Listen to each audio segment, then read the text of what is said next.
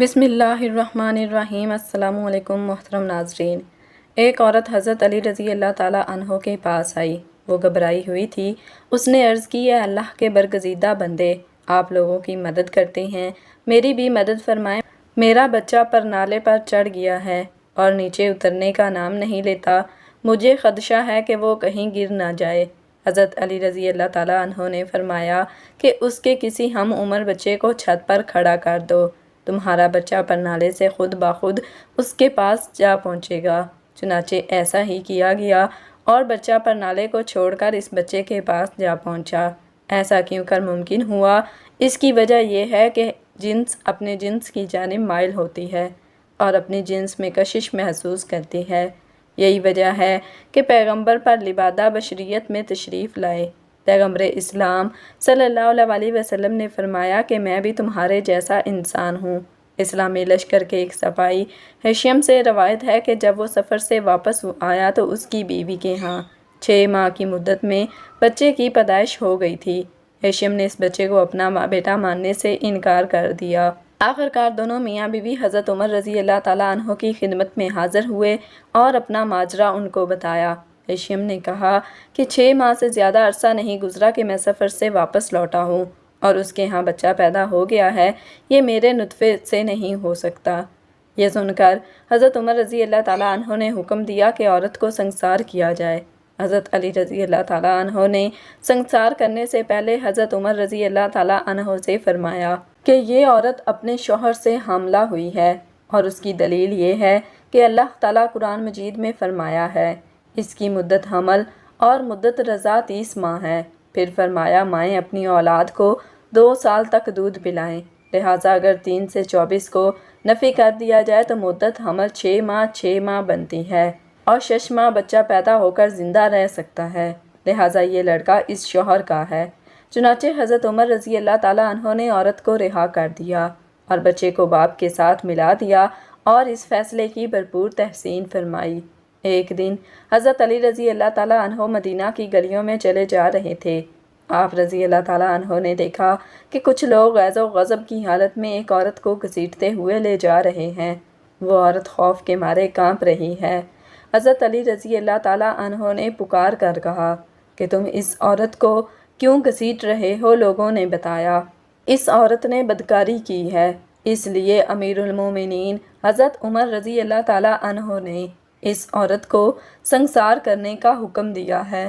حضرت علی رضی اللہ تعالیٰ عنہ نے اس عورت کو ان کے ہاتھوں سے چھینا اور ان لوگوں کی خوب سرزش فرمائی۔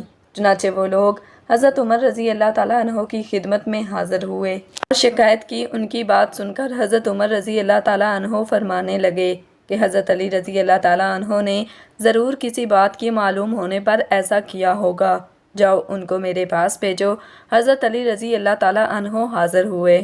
حضرت عمر رضی اللہ تعالیٰ عنہ نے آپ رضی اللہ تعالیٰ عنہ سے پوچھا، آپ نے ان لوگوں کو کیوں واپس کر دیا اور ان کو عصمت کار عورت پر حد قائم کرنے کیوں نہیں دی؟ حضرت علی رضی اللہ تعالیٰ عنہ نے کہا، اے امیر المومنین، کیا آپ نے رسول اکریم صلی اللہ علیہ وسلم کا یہ ارشاد نہیں سنا کہ آپ صلی اللہ علیہ وسلم نے فرمایا، 3 طرح کے لوگوں سے قلم اٹھا لیا گیا، یعنی وہ بے قصور ہیں، ایک سونے والا آدمی یہاں تک کہ وہ بیدار ہو جائے، دوسرا نابالغ جب تک کہ وہ بالغ نہ ہو جائے، اور تیسرا گناہ میں مبتلا آدمی جب تک باہوش نہ ہو۔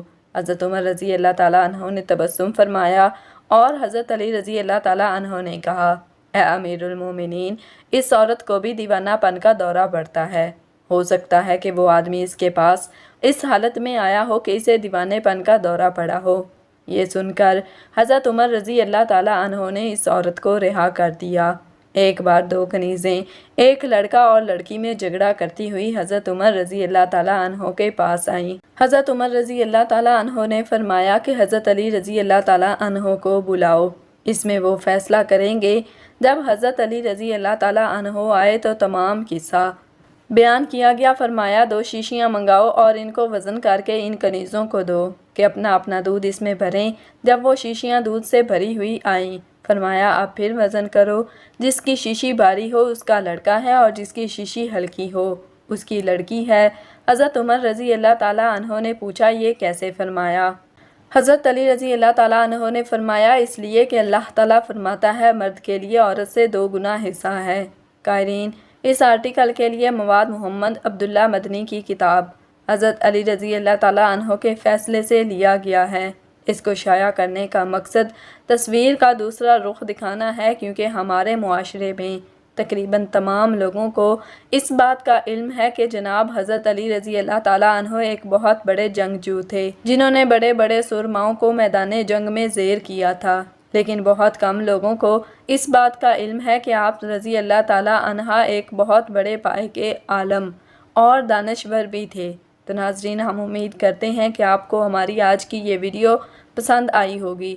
ہماری ویڈیو کو لائک کر دیں اور شیئر کریں، اور اگر آپ ہمارے چینل پر نئے ہیں اور ابھی تک آپ نے ہمارے چینل کو سبسکرائب نہیں کیا تو ہم آپ سے گزارش کرتے ہیں کہ آپ ہمارے چینل کو ضرور سبسکرائب کریں۔ شکریہ۔ اللہ تعالی ہم سب کا حامی و ناصر۔ آمین ثم آمین۔